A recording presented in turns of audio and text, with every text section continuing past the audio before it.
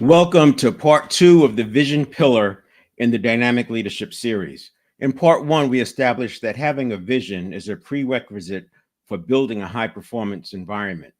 We also discussed the challenges that come with pursuing a vision, because by nature, vision is aspirational. That means we'll face obstacles and our employees will not always get it right the first time, especially when they're pushing the boundaries of innovation. One of the biggest traps leaders fall into is treating progress as pass fail. But when we default to this mindset, we discourage risk-taking and inadvertently suppress the very creativity and effort required to achieve our vision. Struggling at the edge of ability is what drives growth and makes your organization more effective long-term, which is what you need to realize your lofty vision. This is where the distinction between operational excellence and project excellence becomes critical.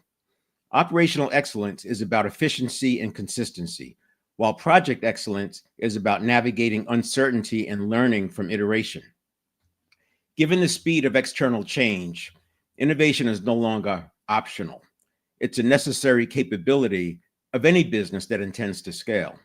Today, we'll bridge the gap between vision, the aspirational future we're striving toward, and the daily interactions that either reinforce or contradict that vision. Under pressure, it's easy to slip into behaviors that send mixed signals. And we'll examine 2 specific ways that this happens. 1, when leaders make their response equal their reaction, allowing stress or frustration to shape their communication in ways that undermine long-term goals. And the second, when leaders unintentionally shut down enthusiasm for innovation by creating setbacks as failures rather than steps in an iterative learning process. Both of these behaviors affect intrinsic motivation, the internal drive that fuels an employee's engagement and performance. When we get this right, employees feel strong, a sense of ownership, and alignment with the organization's vision. When we get it wrong, they disengage, and over time, they seek environments where their contributions are valued. They may stay in the role, but their heart is somewhere else. Later in this series, we'll explore development plans and structured feedback mechanisms to help your leadership team build the skills needed to stay on track with your vision. Today, we'll focus on simple, actionable ways to ensure your daily leadership interactions support rather than contradict the culture you're building. Now, I'll start with something that probably happens regularly in your communications. And I'll point out that in this series, I'm providing the landscape of dynamic leadership, which I have stated is the ideal leadership style for small businesses seeking to grow and scale. That's important because when you're growing and scaling, each level you hit, and it's going to be different for different organizations, but let's say the difference between $1 million and $3 million in revenue can be a dramatic shift. And then there's another dramatic shift somewhere around 5 or 6 million. Again, it changes because of the amount of outsourcing that you're doing, the amount of artificial intelligence that's involved. But as you think about the spans of control, when you jump another 2 spans, you have a significantly different organization. And spans of control don't just have to do with the employees inside. It also has to do with the virtual teams that you're working with, the contractors, et cetera. And if you think about it as attention units, it starts to make sense. And I said last week, or in the last segment, that having a span of control of 8 makes sense. But if you're the owner, you may want to reduce that to something like 5 because you need those other attention units to take to focus on other areas, whether it's environment, political, et cetera. The administration with the city, state governance, and what have you. So it makes sense to hire that first person on your leadership team. If you're a small organization like that, hiring the first person on your leadership team earlier than you think you need them. There's always going to be work that they can do. And as we get into the development plans, you'll start to see how that unfolds, that hiring people early is actually not the expense that you might think it is. It actually opens some doors to opportunities. Everything within reason, of course, but we'll get into that later. So in this illustration today, I want to talk about two things. The first one has to do with when we are in an interaction with an employee, and I use employee, recognize that it could be an independent contractor, it could be a virtual team member. But the point is, all of these folks that you're hiring, you have importance to them because they're getting revenue from you. And depending on how big your slice of their revenue is, it could be just like an employee, even though it's an independent contractor or a virtual team member. But either way, if they are going to be wired to make sure that you're happy. So let's start with, we have an input. And this input can be a person or a situation that happens.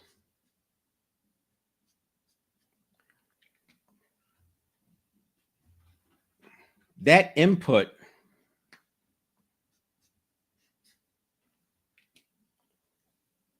creates or represents a stimulus for you. And they tell us that we have something like over 30,000 stimulus response cycles in a day.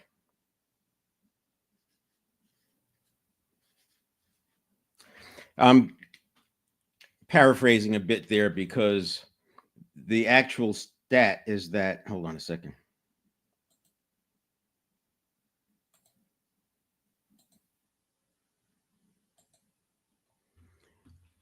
The actual stat is that we make 33,000 decisions per day.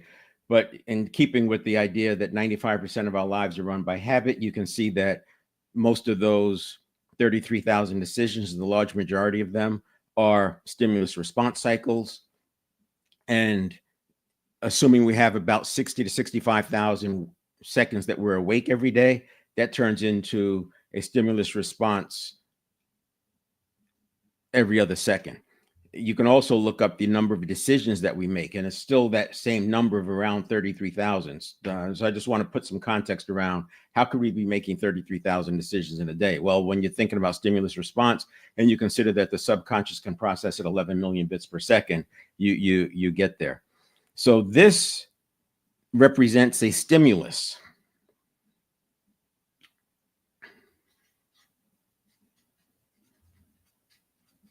And this stimulus is going to create a reaction.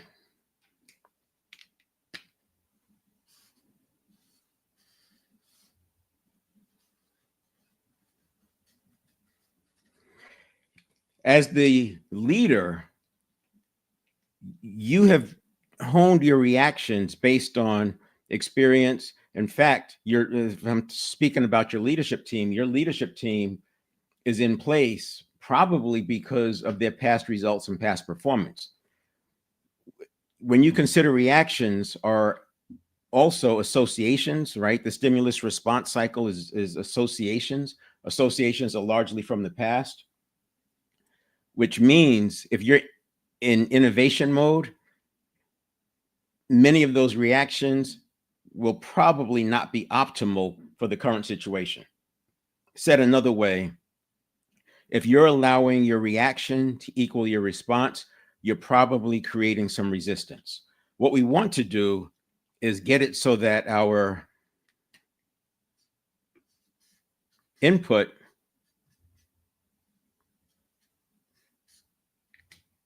it will lead to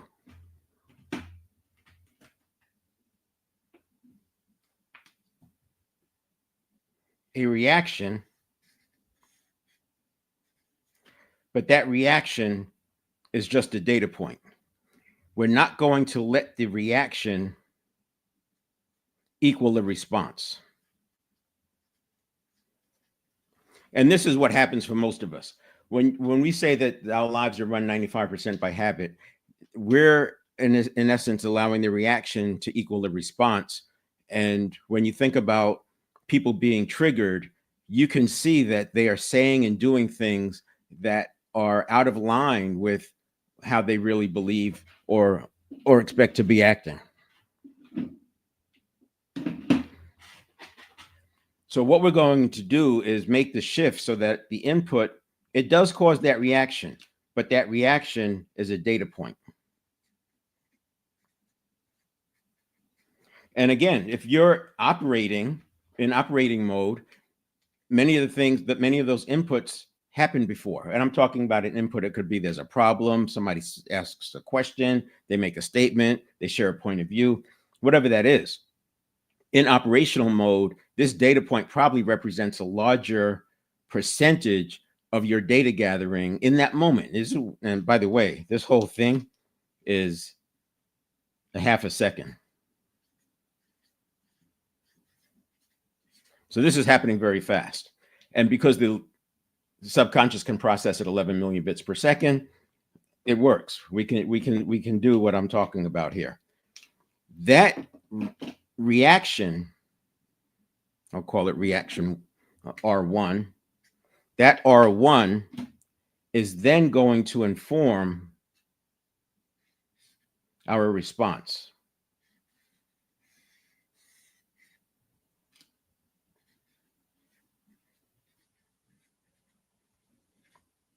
I'll call that R2. Now, in this, by the way, now, we're still talking within that half second. So we're wasting about a quarter of a second by letting the reaction equal the response. I'm not going to say wasting it, but we're using things like in play, we have cognitive biases.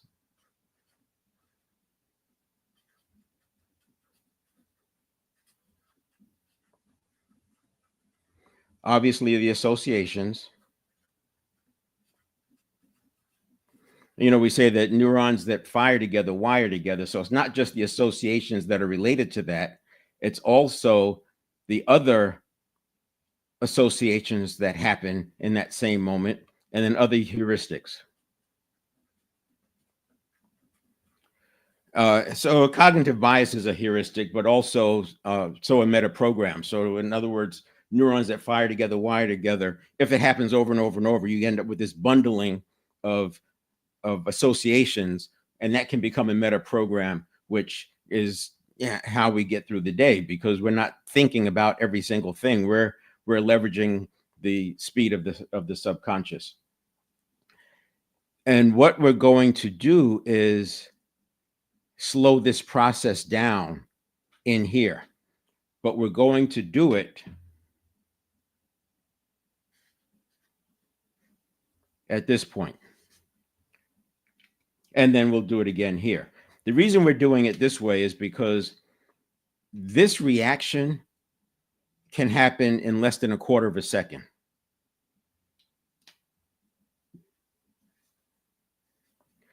The conscious mind doesn't come online for about a half second. So looking at it like this, the stimulus to reaction is about a quarter of a second. And it could be faster than that for people who are trained, or if you're in a highly stressed state already, high beta, you're probably going to be a lot faster with that. If you're in alpha state, it's going to be slower. But the speed, especially if you're stressed, the speed is going to be faster. And then the conscious mind comes online at a half second. The conscious mind only processes 50 bits per second. So with the subconscious processing at 11 million bits per second, the conscious processing at 50 bits per second, you can see the conscious is completely outgunned. But in innovating, you really want the conscious mind to have a larger say. And we're talking about vision. This is where the vision comes into play, right? You've got to consider the vision.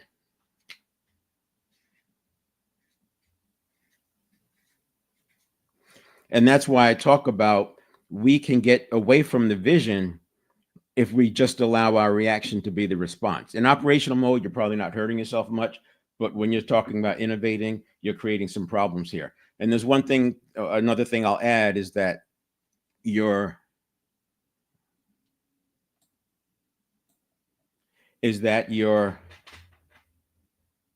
subconscious looks at the unfamiliar as risk and danger. And I've said that in earlier ones. You can go back and take a look at how I draw that diagram.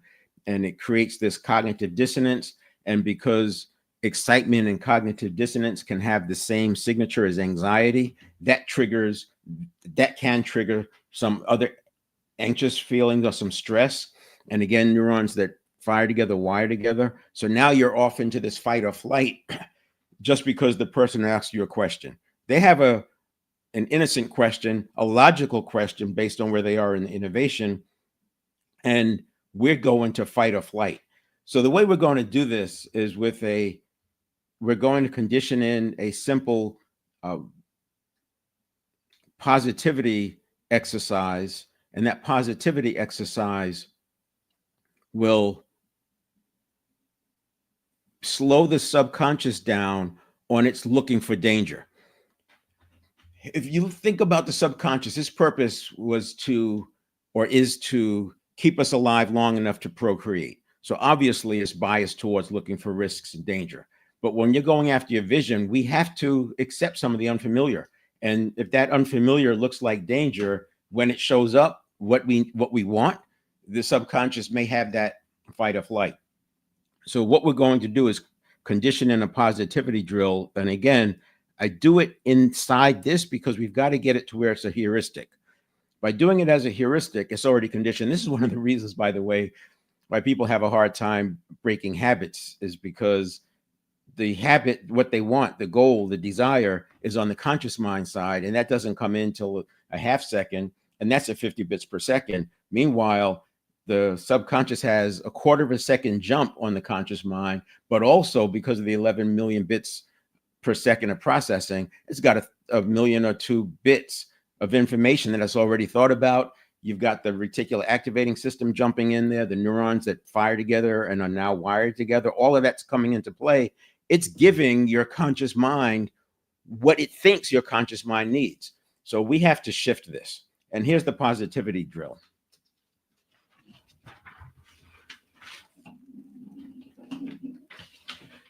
What you're going to do is, it's a drill, and I've talked before about muscle memory is not really muscle memory, it's nervous system memory, right? The muscles don't fire on their own. It's a neural pathway that's firing the muscle. The same neural pathways fire thoughts. The same neural pathways are what we use when we speak. So anything that we're talking about when it comes to habit, you can consider that what we're dealing with neural pathways. And it takes drills to change them. You can't change it with conscious thinking because it's happening too fast, and two, your conscious mind is not even aware of the stimulus in time, so it's getting bad information. And what's more is that because the neural pathway, that's energy going through there, it has the same signature as energy that's coming from thought, and so it feels like thinking. Well, it's like, gee, I thought it came from my mind, it must make sense, it must be right. So we end up doubling down, and we back into and we justify. The reality is, though, it's not really coming from your mind, it's coming from your network of neurons, which are associations. That's the habits from the past. We can get into more on why that is, but if you look up myelin, Daniel Code, the book Talent Code, and Grit by Angela Duckworth, they do a good job of explaining myelin, and that's the basis. Understanding that, and then along with synaptogenesis, the basis for understanding neuroplasticity. And if you're building an organization that's moving towards a vision, it stands to reason that the organization is not where it needs to be yet. It's got to develop there, and an organization is a collection of people, and so neuroplasticity needs to be part of your thinking. Maybe not at the employee level, but certainly as you as the owner, and perhaps some of your leadership team needs to be thinking about change management and how neuroplasticity is involved in getting your organization to where they're going to be. So that's why we talk about drills. And this is important for any habit change, that you want to build that habit with a drill, and then better yet, deep practice. But for now, what we're going to do is, so 3 times a day, and 3 reps per set. So 3 times a day, we're going to do 3 reps. And what we're doing is, it's positivity drill. And the purpose is to take the bias away from the subconscious to look for danger. And when it does that, when it looks for danger, remember, it sees everything as a potential Serengeti tiger or a tiger on the Serengeti. And can send us into fight or flight. And the more unfamiliar territory we are in, the more likely that's going to happen. And we don't want to take that risk seeking away completely, but we don't want it to stop us, especially when going in for the vision. So this drill is, what we're going to do is 3 times a day, 3 reps per set. So it's about 90 seconds because you do it in 30 seconds. You're going to come up with something going back into your mind, or going back into your past, that was inconvenient, that may have caused a little tinge of negative emotion. We don't want to start with anything big, small stuff. And I use the example of a flat tire because most of us have experienced that. You get a flat and the first thought is, what are you going to miss out on? It's going to cost you some money. You're missing a meeting, whatever. You're going to be late. And these emotions flood. And then we go off into fight or flight. And you know that once you're into fight or flight, it's now neurobiological because you're getting, the cortisol is starting to surge through your body. So you're starting to look for more risks. Your adrenaline is staged and ready to go. And sometimes if you've had a big enough experience, maybe you got stopped for speeding or something, and you can feel that adrenaline or that cortisol in your body for sometimes hours after it happens. So we need to stop that, because once it happens, then we're looking at everything from that heightened state of risk concern. So 3 times a day, we're going to do 3 reps, 90 seconds. We're thinking back in the past of some inconvenience.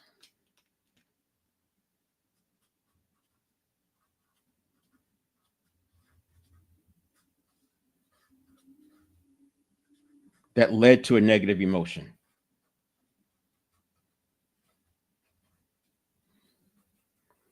Then what you're going to do, that's step 1. Then, and this is going to be quick, 90 seconds. Step 2 is look for the greater positive context.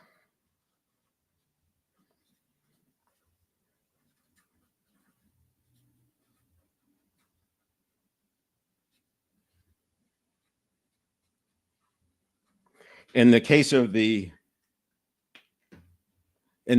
flat tire with the car, the greater positive context is that we have a car. Now, this is not positive thinking. It's not reframing. It's not rah-rah stuff. You are training your subconscious to do something in the pre-conscious phase of stimulus response. So you're drilling it. You're teaching it, when this happens, do this. When this happens, do this. When this happens, do this. You're teaching the subconscious to do this the same way habits are formed. Habits are formed by, I do this, I get that. I do this, I get that. That's what we're doing. The third thing you're going to do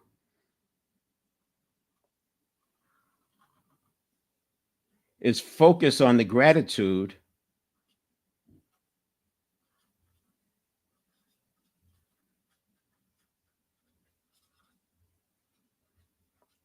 for that context. So in this case, what we're talking about, the greater positive context, is that I have a car. Now, at one point, having a car was probably a goal. If you don't have a car, then you come up with your own example. But at some point, that positive, that context of a car was a goal. And by the subconscious learning to look for the positive, the greater positive context, once it sees that, oh, that inconvenient thing is part of this greater positive context, and it was a goal, then it's no longer a threat. I'm going to go look for some other threats. And by doing that, and then come up with 2 more. each set, and I did it with meals when I first did this, and it takes about 6 weeks. I should add this here. Do this for 6 weeks every day. And I did it with meals because it was an easy time, 2 minutes before I eat. And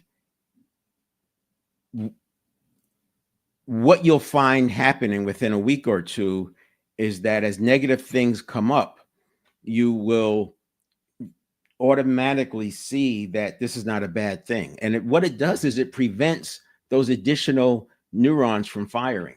It stops them in their tracks because it's not a threat. So it takes a different path. It looks for something else. That's okay. It's like a hunter-gatherer coming up to another figure on the trail, and they're first thinking, is this an enemy? Is it a threat? Is it what's going to happen? Does he have weapons, et cetera, et cetera? And what we're going to do is this exercise teaches us that those things that are aligned with our vision, that's going to be that's what ends up happening, right? It's aligned with, if it's aligned with the vision, then it's okay. It gets to pass.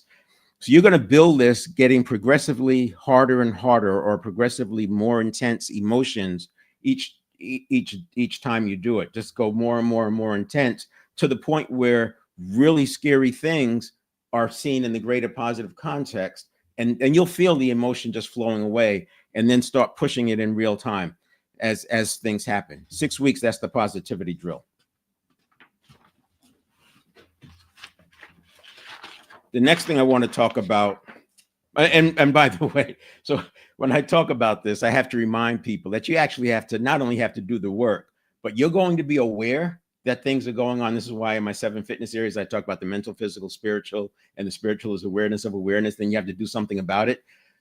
But people will be aware, but they don't make the step. They don't take the action. And in 7 Habits of Highly Effective People, in habit 1, be proactive, he tells you don't continue reading the book until you can go 30 days being proactive.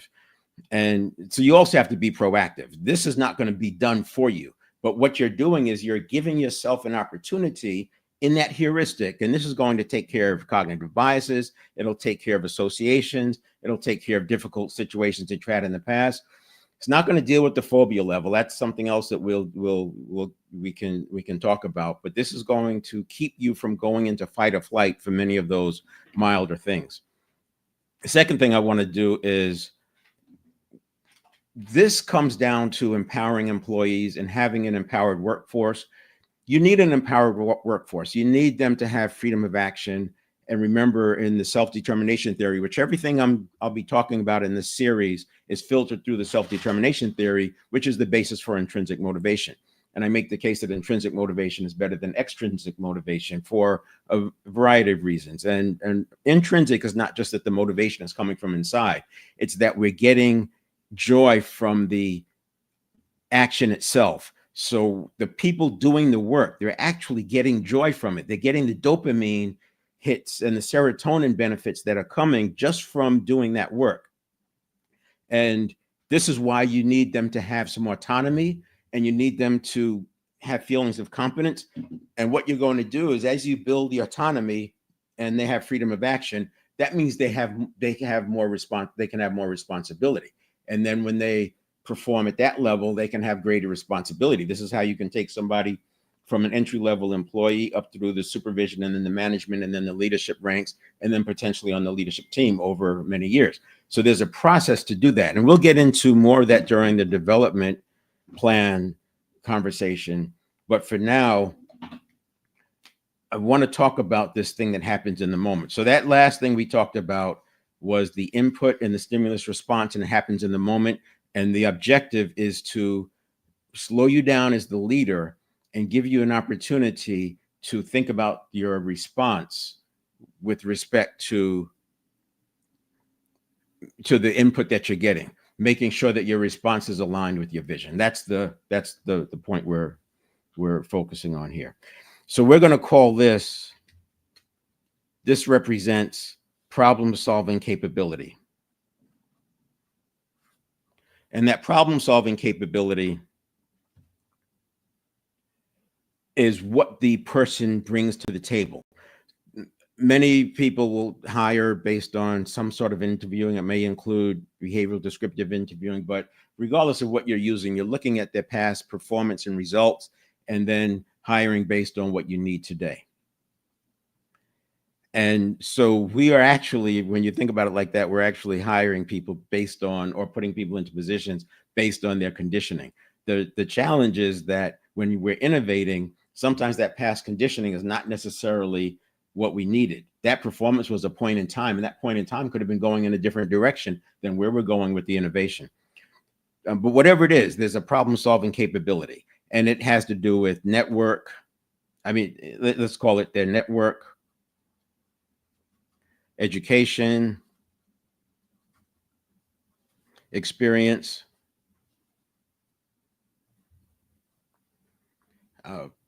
outcomes relative to inputs, temperament. I mean, there's so many things we can put in here.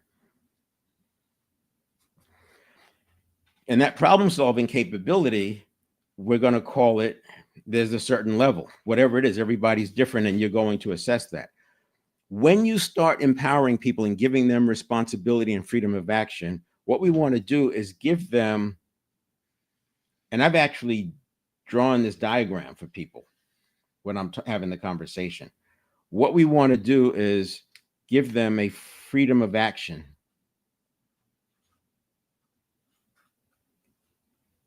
point of view. And this is where they have the authority to act. So think about it as autonomy. They have total autonomy to act at this level. And this is 80% of their problem-solving capability. Why?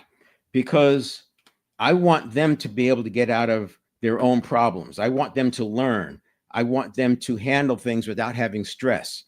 By keeping this at 80% of their problem-solving capability, and it's subjective. I literally am telling the person, when you feel like you're exceeding 80% of your problem-solving capability, I want you to get me involved. So this area up here is involvement.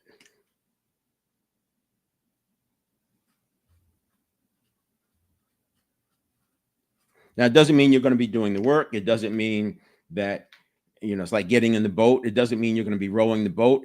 It just means that you're giving it a set of eyes. You may give them some perspective. You may want to do the work. You may want to have regular meetings on it. It depends on the situation, but they're getting you involved. And maybe it's just awareness. Okay, well, keep me abreast of what's going on. Because the challenge is when a problem occurs, they're going to try to get out of it, and you're losing time.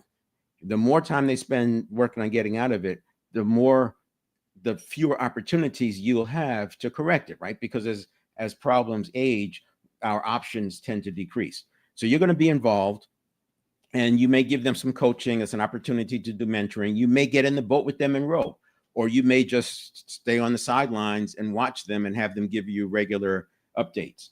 But whatever it is, and then you can see by doing this, you're coaching, you're mentoring, and what we're doing is we're avoiding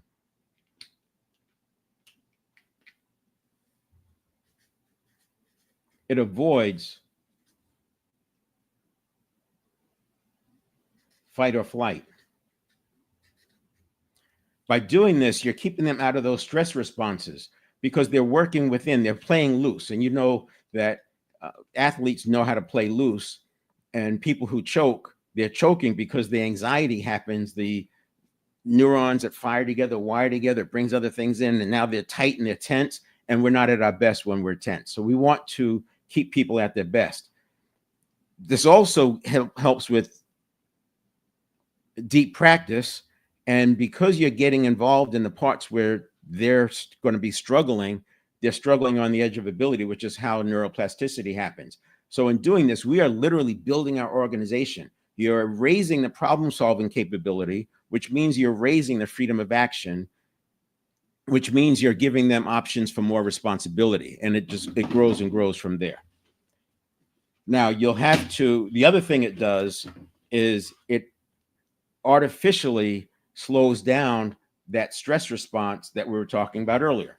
So earlier we talked about how this stimulus can lead to a reaction that equals our response. And the more stressed we are, the closer we are to already being in fight or flight, the more likely this response is going to be counter to what we need for the vision. And we talked about putting in a positivity exercise to create a heuristic that happens in between the stimulus or the input and the reaction, so that we can now get a response that's more aligned with our vision. And you still want to do that, but this process is going to help you. It's going to bypass sort of that stress response, because you're getting involved along the way. It's not hitting you like a ton of bricks a week after the problem was created, or when you hear about it from somewhere else, or after the money's already been lost. And you still may end up making a mistake, but you're involved with it, and it's different. And then you have your own problem solving capability. And I would say, even if you don't have this conversation with your boss, I would say start working through this framework where you know what your 80% of your problem solving capability is. You just know you're a little, I may not have that right. Get the boss involved. Let them know what you're doing. You're not asking them to do it for you. You're just saying, hey, I want to give you a heads up. I'm working on this thing, and it looks like there might be some areas that are out of my experience, or at least out of my I would say experience, or outside of my competence. That there's some things that are potentially outside of my competence. I want to get you involved just in case things go off the rails. You're already aware. And that's an easy conversation to have. And then you move on and do it the way you were doing it. But now as things pop up, you can go right there. There's already, the channel of communication is already open. So that's two things that you can start doing right now. The positivity exercise, I'd say do it for 6 weeks. You'll start seeing benefits in about 2, but keep doing it. And remember the awareness of awareness. You can't just be aware. Oh yeah, I'm aware. I should be doing it this way, but I'm not. No, you have to obviously do step 2 and make the right action. And that right action will be changing your response. And what I didn't talk about, sometimes your response will be to do something. Sometimes it will be to delay making a decision. Sometimes it will be to disregard it. So it's not important. You're not even going to deal with it. And sometimes it might be to delegate it. You say, you know what, we do need to deal with that, but why don't you talk to so-and-so, and I'll give them a heads up. But that can all be a response. But isn't that better than just having a knee-jerk response based on past associations because some stressful thing happened and you allowed your response to be your reaction to be the response? So there you go. Next time we'll pick up from here and start talking about the other ways that we can do to create that environment. Because when we don't get this right, we're creating some challenges that can lead to what people frame as a toxic environment. For example, without this conversation, you can see how a leader would say, yes, I want my people to be empowered. I tell them that they are empowered, and I give them freedom of action every day.